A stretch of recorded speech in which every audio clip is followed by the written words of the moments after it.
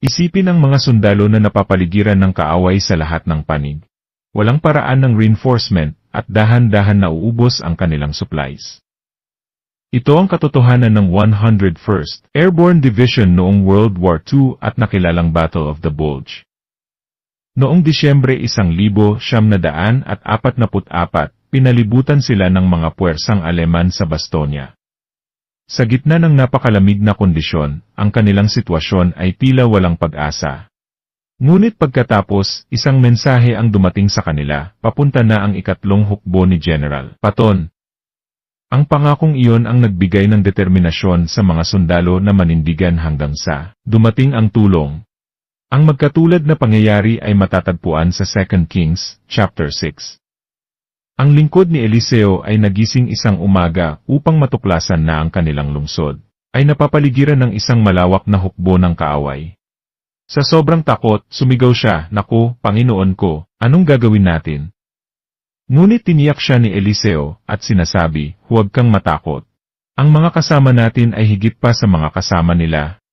Nanalangin si Eliseo at nabuksan ang mga mata ng alipin upang makita niya na ang burol ay puno ng mga kabayo at mga karon ng apoy ang hukbo ng Panginoon. 2 Kings 6 verses 15 to 17. Parehong nakatagpo ng lakas ang mga sundalo sa Bastonia at ang lingkod ni Eliseo sa katotohanan na ang kaligtasan ay paparating na. Sa katulad na paraan, pinatibay ni David sa Awit chapter 3 na hindi sa pamamagitan ng kanyang sariling lakas, kundi sa pamamagitan ng kanyang pagtitiwala, sa walang pagkukulang proteksyon ng Diyos nakasalalay ang kanyang kaligtasan. Napapaligiran ang mga kaaway, pinagtaksilan ng sarili niyang anak, at nahihigitan ang bilang sa lahat ng panig. Ang ganitong kalagayan ni David ay nagdala sa kanya upang matakot. Gayunpaman, sa gitna ng kaguluhan, ibinaling niya ang kanyang mga mata sa Diyos, ang kanyang tunay na tagapagligtas. At siya ay nakatagpo ng kapayapaan at katiyakang darating ang tulong ng Diyos. Ang mga pambungad na verses sa Awit, chapter 3, ay nagpapahayag ng isang awit ng pananampalataya sa gitna ng napakatinding pagsubok sa buhay ni David. Kung paanong ang mga sundalo ng Bastonia at ng lingkod ni Eliseo ay nakahanap ng pag-asa at pangako ng pagliligtas, katotohanan din ito sa atin, kapag nahaharap tayo sa mga laban ng buhay. Si David, ang sumulat ng awit na sumpungan ang kanyang sarili sa katulad na sitwasyon ng mga sundalo sa Bastonia at ng alipin ni Eliseo. Ang awit na ito ay isinulat noong siya ay tumakas kay Absalom, ang kanyang sariling anak, na naghangad na ibagsak siya. Ito ay isang sigaw ng desperasyon, ngunit isang deklarasyon din ng hindi natitinag na pananampalataya sa Diyos. Itinuturo sa atin ng awit kung paano baguhin ang takot tungo sa pananampalataya. Aking pinamagatan ang ating pag-aaral ng tiwala sa Diyos sa harap ng mga kalaban ng buhay. Minsan pa, may 4 na mahahalagang points at ilang mga sub-points ang ating teksto. And the first major point ay mababasa natin sa verses 1 and 2. Isang sigaw ng kawalang pag-asa. Sa dalawang talatang ito, may ilang sub-point tayong makikita. Una, ang kalagayan ni David, napakaraming oposisyon. Verse 1, "O Yahweh, napakarami pong kaaway na sa akin ay kumakalaban." Ang panaghoy ni David ay nagpapakita ng bigat ng kanyang dalamhati. Habang kinakaharap niya hindi lamang ang mga panlabas na kaaway, kundi pati na rin ang pagkakanulo ng mga nasa loob ng kanyang inner circle. Ito ay hindi ordinaryong pagsalungat, pagkat ang kanyang sariling anak na si Absalom, na kanyang minahal ang siya pang nanguna sa oposisyong ito. Siya ang namuno sa isang pagsasabwatan laban sa kanya. Ang pagkakanulo ay personal at masakit, pagkat ang mga kasama sa paghihimaksik ay mga dati niyang kaalyado. Pinatototohanan ng 2 Samuel 15 verse 12, ang pagsasabwatan ay lumakas. At ang mga taong kasama ni Absalom ay patuloy na dumami. Ang kaharian ni David, na dating nagkakaisa at malakas, ay gumuho sa kanyang paningin. Maging ang mga puso ng mga tao ay nagbago, habang sila ay nagtitipon sa likod ng karismatik at mapagmanipulang si Absalom. 2 Samuel 15 verses 1 to 6. Maging ang pinagkakatiwalaang tagapayo, tulad ni Ahitofel, na kilala sa kanyang karunungan. Siya ay sumama na rin sa panig ni Absalom, 2 Samuel 16, verse 23. Para kay David, hindi lang ito isang political coup. Ito ay isang espiritual at emosyonal na krisis, na sinusubok ang pinakapundasyon ng kanyang pagtitiwala sa Diyos. Ang pagkabalisa ni David ay pinalakas ng napakaraming mga kalaban sa isang malawakang paghihimagsik. Ang pagharap sa pagtataksil mula sa malalapit na kapamilya, kaibigan, at mga pinagkakatiwalaan, ay nakadagdag sa kanyang dalamhati. Ang kanyang pag-iyak ay sumasalamin sa matinding nararamdamang sakit ng isang ama, ang pasanin ng isang hari, at ang desperasyon ng isang tao na nakakaramdam ng abandonment. Application. Ang buhay ay madalas nagdadala ng mga hamon na tila walang katapusan. Ang pakikibaka sa kakulangan sa pananalapi, pagtataksil sa relasyon, o physical na karamdaman. Marami sa atin ang makakaugnay sa sitwasyon ni David. Ang pagkakanulo at pagsalungat ay kadalasang nagmumula sa hindi inaasahang mga pinagmumulan. Mga miyembro ng pamilya, at mga kaibigan na tinalikuran tayo sa iba't ibang pagkakataon. Ang mga sandaling ito ay maaaring mag-iwan sa atin ng katanungan, kung sino pa ang mapagkakatiwalaan natin. Tulad ni David, dapat nating dalhin ang masakit na pasaning ito sa Diyos, na nakakakita ng ating mga paghihirap at nananatiling tapat kahit na binigo tayo ng iba. Verse 2. Ang kasinungalingan ng kaaway, walang tulong mula sa Diyos. Ang lagi nilang pinag-uusapan, ako raw, o Diyos, ay di mo tutulungan. Ang panunuya na hindi siya tutulungan ng Diyos, ay pinuntirya ang pananampalataya ni David, na naglalayong alisin ang kanyang pagtitiwala sa mga pangako ng Diyos, sa pamamagitan ng pagpapaalala sa kanyang nakaraang kasalanan. Tulad ng kanyang pakikipag-ugnayan kay Bathsheba at pagpatay kay Uriah. Ang pag-ataking ito ay naghangad na papaniwalain si David, na ang kanyang mga problema ay katibayan na siya ay tinangihan na ng Diyos, tulad ng pahayag ni Propeta Nathan. Ang ganitong mga taktika na nakaugat sa espiritual na pakikidigma, ay naglalayong alisin ang pagtitiwala ni David at maging tayo rin sa Diyos. Ito ay maliwanag na isang diskarte ng kaaway na makikita sa buong kasulatan. Tulad ng pagtatanong ni Satanas sa motibo ng Diyos sa halamanan ng Eden, nang tanungin niya ang tao. Talaga bang sinabi ng Diyos? Genesis 3, verse 1. Application. Madalas inaatake ni Satanas ang ating pananampalataya sa panahon ng mga pagsubok. Bumubulong ng mga kasinungalingan na pinabayaan tayo ng Diyos. Kapag nahaharap tayo sa mga pagsubok, madaling bigyang kahulugan na ang katahimikan, at kawalang kasagutan ng Panginoon ay ipagkakamali natin na tayo ay inabandona ng Diyos. Let us be aware na ang mga ganitong kaisipan ay mula sa kalaban. Ito ay kanyang pagtatangka upang pagdudahan natin ang hindi nagbabagong katapatan ng Diyos. Labanan ang mga kasinungalingang ito sa pamamagitan ng pag-alala sa nakaraang katapatan ng Diyos sa iyong buhay. Pag-isipan ang mga pagkakataong iniligtas ka ng Diyos. Pagnilayan ang kanyang mga pangako sa banal na kasulatan. Ang mga matuwid ay sumisigaw, at sila'y dinirinig ng Panginoon, iniligtas niya sila sa lahat ng kanilang mga kabagabagan. Awit 34 verse 17. Hindi mababago ng kasinungalingan ng kaaway ang katotohanan ng mga pangako ng Diyos. Ang second major point sa ating teksto. Verses 3 and 4. Isang pahayag ng pagtitiwala. Sa dalawang talatang ito, may tatlong subpoints ang ating makikita. Una, ang Diyos bilang ating kalasag. Verse 3, unang bahagi. Ngunit ikaw, Yahweh, ang aking kalasag. Kinikilala ni David ang Diyos bilang kanyang tagapagtanggol.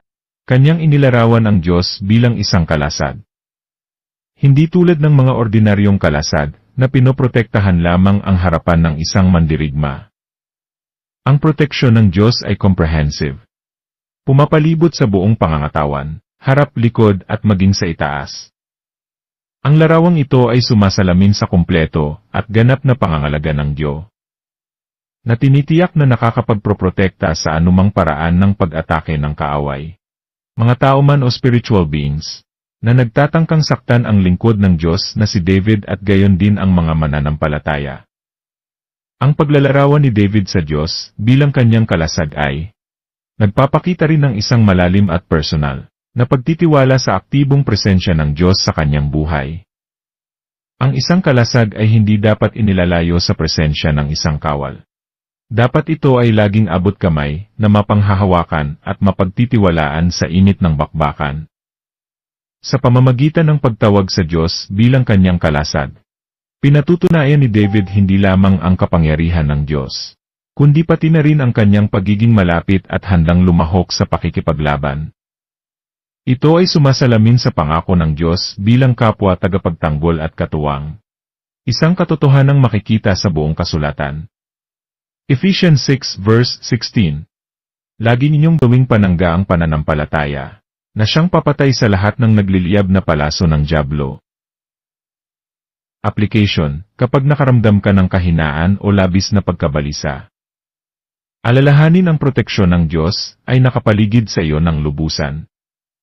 Kung paanong nagtiwala si David sa pagiging malapit ng Diyos, gayon din ang gawin mo. Kapag tumitindi ang bakbakan, tulad ng laban sa pang-araw-araw na buhay, manalig sa Diyos bilang iyong kalasag, alam mo na siya ang iyong depensa at iyong kanlungan. Deuteronomy 31 verse 6. Be strong and courageous. Do not fear or be in dread of them, for it is the Lord your God who goes with you. He will not leave you or forsake you. Verse 3, ikalawang bahagi. Ang kaluwalhatian ng Diyos ang nagtataas ng aking ulo. Ang aking kaluwalhatian at ang nagtataas ng aking ulo. Ang deklarasyon ni David na ang Diyos ang nagtataas ng kanyang ulo ay nangangahulugan ng pagpapanumbalik at pagbabalik sa tamang estado. Noong sinaunang panahon, ang pagbaba ng ulo ay kadalasang nagpapahayag ng pagkatalo, kahihiyan, o kawalan ng pag-asa. Para kay David, ang pagtakas kay Absalom ay nangangahulugan pag-iwas sa panganib at nakapagdulot din sa kanya ng damdamin ng kahihiyan. Gayunpaman, ipinahahayag ni David sa kanyang awit na ang Diyos ang siyang nagtataas ng kanyang ulo na nagpapatunay na ang kanyang dignidad, kahalagahan, at pagkakakilanlan ay hindi nakabase sa kanyang pangkasalukuyang kalagayan, kundi sa hindi nagbabagong pag-ibig ng Diyos at katapatan sa kanyang tipan kay David. Ang pagtaas ng ulo na ito ay parehong isang pagkilos ng kaaliwan at pagpapalakas, na nagpapaalala kay David na hindi siya pinabayaan ng Diyos. Application. Kapag ang buhay ay nagdulot sa iyo ng pagkatalo o kahihiyan sa pamamagitan man ng personal na kabiguan, kasalanang nagawa, o mga akusasyon ng iba, tandaan na ang Diyos ay tinitignan ka sa halagang ibinigay niya sa iyo. Magtiwala sa Kanya upang ibalik ang iyong pagtitiwala at pagtibayin ang iyong tunay na katatayuan sa Kanyang harapan. Alam natin na ang biyaya ng Diyos ay sapat upang itaas ka mula sa kawalan ng pag-asa o pagkakalugmok. Ikalawang Korinto 4, talata 8-9. Kabi-kabilaan ang pagpapahirap sa amin, ngunit hindi kami nalulupig. Kung minsa'y nababagabag, ngunit hindi kami nawawalan ng pag-asa. Inuusig kami, ngunit hindi pinababayaan. Napapatumba kami, ngunit hindi lubusang nailulugmok. Isaalang-alang ang kwento ni Hosea sa Genesis 41 verses 14-16. Pagkatapos ng mga taon ng di makatarungang pagkabilanggo, si Hosea ay ipinatawag kay Paraon at inilabas mula sa piitan. Hindi lamang siya pinagtibay ng Diyos, kundi itinaas din siya sa isang posisyon ng karangalan at impluensya. Ito ay isang makapangyarihang larawan ng Diyos, na nagtataas ng ulo ng isang taong minsang napayuko ng mga pagsubok. Gaano man kabigat ang naranasan mo sa buhay, maitataas ka muli ng Diyos, at gagawing isang blessing ang iyong kwento ng pagkabagsak para sa Kanyang mga layunin. Magtiwala sa Kanya na siyang tagapagtaas ng iyong ulo. Verse 4. Ang Diyos na nakaririnig at tumutugon. Tumatawag ako kay Yahweh at humihingi ng tulong, sinasagot niya ako mula sa banal na bundok. Ang pagtawag ni David sa Panginoon at ang kanyang pagtugon ay nagpapakita ng malapit na relasyon sa pagitan ng Diyos at ng kanyang mga anak. Ang banal na bundok ay hindi lamang simbolo ng soberanong pamamahala ng Diyos, kundi pati na rin ang kanyang presensya at kabanalan. Ito ang lugar kung saan ibinibigay ng Diyos ang kanyang tipan at kasiguruhan sa kanyang mga tao. Tulad ng ginawa niya kay Moises sa bundok ng Sinai, Exodus 19 verses 16 to 20. Ang pagtugon ng Diyos kay David ay nagpapakita na ang Diyos ay hindi malayo. Siya'y personal at aktibong kumikilos sa buhay ng mga nagtitiwala sa Kanya. Jeremiah 33 verse 3. Call to me and I will answer you, and tell you great and unsearchable things you do not know. Application. Magtiwala sa soberanya ng Diyos during uncertain times. Sa gitna ng mga kaguluhan sa ating mundo, pandemya, krisis sa ekonomiya, o mga personal na problema, manatiling tiwala na ang Diyos ang may kontrol. Tulad ni David, ipagkatiwala ang iyong mga alalahanin sa Kanya. Sapagkat alam natin na ang Diyos na sumagot noon ay siya ring Diyos na kumikilos sa ngayon. Patuloy na manalangin ng may pananampalataya, kahit na ang sagot ay hindi agad nakikita. Sapagkat ang plano ng Diyos sa ating ay laging mas mataas sa ating pagkaunawa. Isaias 55 verses 8 and 9. Ang third major point sa ating tekstong pinag-aralan. Isang mapayapang kapahingahan sa ilalim ng soberanya ng Diyos. Verses 5 and 6. Sa dalawang talatang ito, may dalawang mahahalagang bagay din ang pinaalala sa atin. Una, kapahinahan sa gitna ng panganib. Verse 5. Ako'y nakakatulog at nagigising, buong gabi si Yahweh ang tumitingin. Ang kakayahang magpahinga ni David sa gitna ng mapanganib na kalagayan, ay nagpapakita ng lubos niyang pagtitiwala at pananampalataya na lampas sa ating pangunawa. Ang mahimbing niyang pagtulog sa panahon na siya, ay walang malay sa kaganapan sa kanyang kapaligiran, ay sumasalamin sa malalim na pagtitiwala ni David sa soberanya at probidensya ng Diyos. Sa kabila ng napapaligiran ng mga kaaway, alam ni David na ang Diyos ang kanyang tunay na tagapagtanggol. Ang kanyang pagpapahinga ay isang patotoo sa kanyang pagtitiwala sa patuloy na presensya ng Diyos. Ipinapakita nito na ang tunay na kapayapaan ay hindi ang kawalan ng panganib, kundi ang presensya ng Diyos sa gitna nito. Ang pagpiling matulog kahit na ang mundo niya ay parang gumuho, ay isang patotoo ng kanyang matibay na pananampalataya at kinikilala na ang Diyos ang may tanging kontrol ng kanyang buhay. Sa panahon ng pagtulog at pamamahinga, alam ni David na si Yahweh sa kanya ay patuloy na nagbabantay. Awit 121 verses 3-4. Di niya ako hahayaang mabuwal siya'y di matutulog, ako'y babantayan. Ang tagapagtanggol ng bayang Israel, hindi natutulog at palaging gising. Sa Mark 4 verse 40. Habang ang mga alagad ni Jesus ay takot na takot sa malakas na unos na kanilang nararanasan, ang Panginoong Jesus ay nasa sulok ng bangka at payapang natutulog. Ito ay nagpapakita ng ganap niyang pagtitiwala sa Ama. Application. Worry robs us of rest. Dapat nating matutunang pagtagumpayan ang takot ng pananampalataya. Kapag nahaharap sa mga bagyo ng buhay, maging ito man ay kakulangan sa pananalapi, problema sa kalusugan, o relational conflicts. Paalalahanan ang iyong sarili na nanatili ang kapamahalaan at kapangyarihan ng Diyos sa anumang circumstances. Alalahanin ang kanyang mga pangako, gaya ng sinasabi sa Isaiah 26 verse 3. Pananatilihin mo sa sakdal na kapayapaan yaong ang mga pag-isip ay matatag, sapagkat sila ay nagtitiwala sa iyo. Alalahanin ang mga pangako ng Diyos kaysa sa iyong mga kinatatakutan. Maglaan ng ilang sandali sa bawat araw upang huminto at magmuni-muni. Ibigay ang iyong mga daing sa Kanya sa panalangin at magtiwala sa Kanya na aalalayan ka. Verse 6. Walang takot na kumpiyansa sa Diyos. Sa maraming kalaban di ako matatakot, magsipag-abang man sila sa aking palibot. Ang walang takot na pagtitiwala ni David ay nagmula sa kanyang pagtitiwala sa walang kaparis na kapangyarihan at katapatan ng Diyos.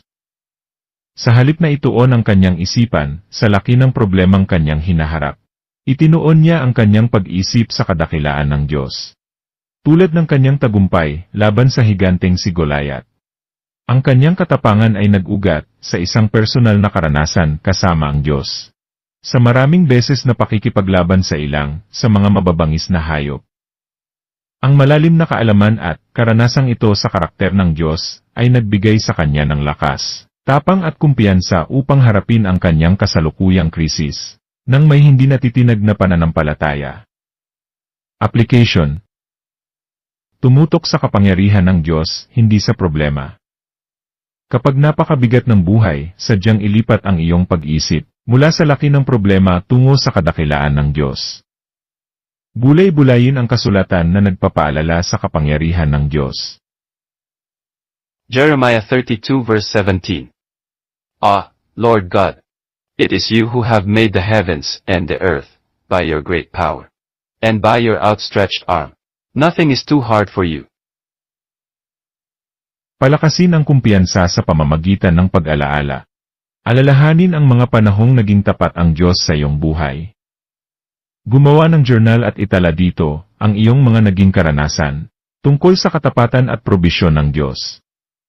Ito ay makakatulong na palakasin ang iyong pagtitiwala sa Diyos sa mga panahon ng pagsubok. Lumalago ang tiwala sa Diyos habang inaalala ang kanyang nakaraang pagkilos sa ating mga buhay, na nagbibigay daan sa atin na harapin ang mas malalaking hamon ng walang takot. Romans 8 verse 31, If God is for us, who can be against us? Ang fourth major point na pinakikita sa ating teksto ay makikita natin sa mga verses 7 to 8. Isang panawagan para sa paglaya. Sa dalawang huling talata ng ating teksto, dalawang mahalagang bagay din ang itinuturo nito. Una, sa verse 7, ang panawagan upang mamagitan ng Diyos. Bumangon ka, O Panginoon, iligtas mo ako, O Diyos ko, sapagkat sinaktan mo sa pisngi ang lahat ng aking mga kaaway, binabali mo ang mga ngipin ng masama. Ang panawagan ni David ay nagpapakita ng matinding pagtitiwala sa Diyos, bilang kanyang tagapagligtas at hukom. Ang kanyang pagsusumamo, iligtas mo ako, O Diyos, ay panawagan din ng mga Israelita, nang dalhin nila ang kaba ng tipan, at hiniling ang presensya at kapangyarihan ng Diyos sa kanilang kalagitnaan. Numbers 10 verse 35. And whenever the ark set out, Moses said, Arise, O Lord, and let your enemies be scattered, and let those who hate you flee before you. Ang mga salita ni David ay nagpapakita hindi lamang ng desperasyon, kundi pati na rin ng pagtitiwala sa kakayahan ng Diyos, na mamagitan upang tiyak na magdudulot ng katarungan sa kanyang kalagayan. Ang paglalarawan ng binabali mo ang mga ngipin ng masama, ay sumisimbolo sa ganap na pag-alis ng sandata sa kanyang mga kaaway, at nagsasabing walang kapangyarihan ang mga banta ng kanyang mga kaaway. Ang panawagan ni David sa Diyos, ay nagpapakita rin ng kanyang pagkaunawa sa espiritual na pakikidigma.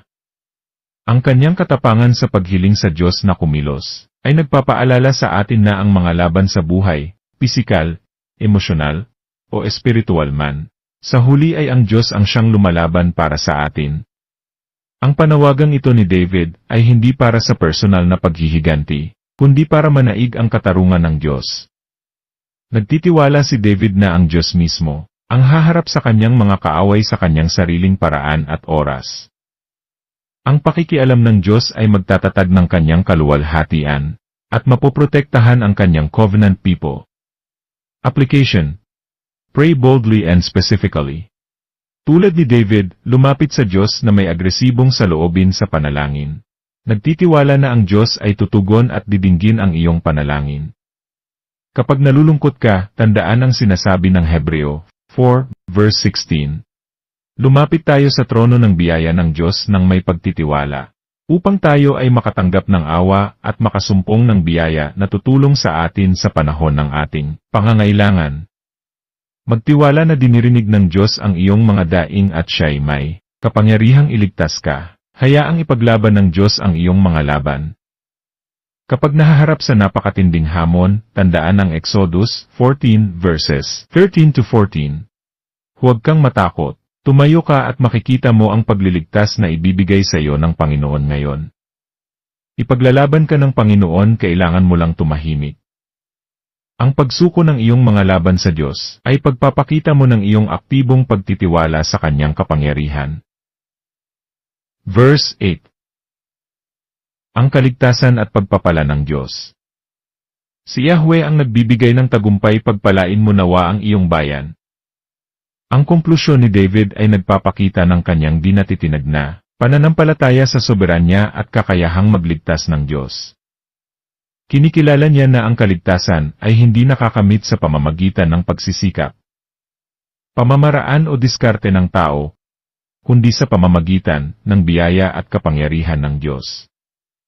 Inilipat ng deklarasyong ito ang focus mula sa personal na pakikibaka ni David para sa kaligtasan at pagtatagumpay niya, tungo sa sama-samang kaligtasan at pagpapala ng mga tao ng Diyos.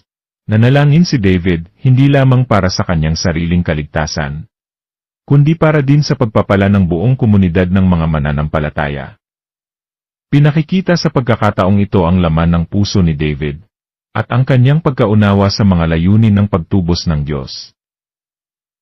Ang panalangin ni David ay nagpapakita ng malalim na pag-unawa sa katangian ng Diyos bilang isang tagapagligtas at isang tagapagpala. Ang kaligtasan ay hindi lamang tungkol sa pagliligtas mula sa panganib, kundi tungkol din sa pagdadala sa kapuspusan ng pagpapala ng Diyos and the ever-continuing presence ng Panginoon. Ang pagtitiwala ni David sa kaligtasan ng Diyos ay nagtuturo sa sukdulang pagliligtas na matatagpuan kay Jesucristo, na nagdadala ng kaligtasan hindi lamang sa Israel, kundi sa lahat ng bansang sasampalataya sa Kanya. Luke 2 verses 30-32. For my eyes have seen your salvation, that you have prepared in the presence of all peoples, a light for revelation to the Gentiles, and for glory to your people Israel. Application. Ang kaligtasan ay sa Diyos lamang. Kilalanin ang Diyos bilang pinagmumulan ng kaligtasan at tunay na pagpapala. Sa mga sandali ng pangangailangan, tandaan na ang tunay na pagpapala, pisikal man, emosyonal, o espiritual ay nagmumula sa Diyos lamang. Tulad ni David, ilagak ang iyong buong tiwala sa Kanya. Manalangin para sa Kanyang interbensyon at ihanay ang iyong puso sa Kanyang kalooban. Pag-isipan ng Jonah, chapter 2, verse 9. Ang kaligtasan ay sa Panginoon. Sa iyong mga panalangin, isama ang mga pangangailangan ng iyong pamilya. Ipanalangin din kung saan ka nag-fellowship, at huwag kalimutan ipanalangin din ang inyong komunidad. Magtiwala na ang pagpapala ng Diyos ay hindi limitado sa mga individual, ngunit dumadaloy sa Kanyang mga tao ng sama-sama. In closing, si Corrie ten Boom, a survivor of the Holocaust, once said, "There's no pit so deep that God's love is not deeper still." Gaya ni David, nagtiwala siya sa pagliligtas ng Diyos sa kabila ng napakahirap na pagsubok. Ang awit chapter 3 ay nagpapaalala sa atin na ang mga laban sa buhay ay maaaring mabangis. Ngunit ang Diyos ang ating kalasag, ating tagapagtaguyod at ating kaligtasan. Sa pagharap mo sa iyong mga personal na hamon ng buhay, manalangin sa Diyos Ama. Sa pangalang ni Jesus, magtiwala ka sa Kanyang mga pangako, at magpahinga sa Kanyang kapayapaan. Ang kaligtasan ay sa Panginoon. Ito muli ang inyong abang lingkod, Brother Ed. Ang biyaya at kapayapaan ng Diyos Ama, Anak at Espiritu Santo ay patuloy na sumaatin ngayon at magpakailanpaman.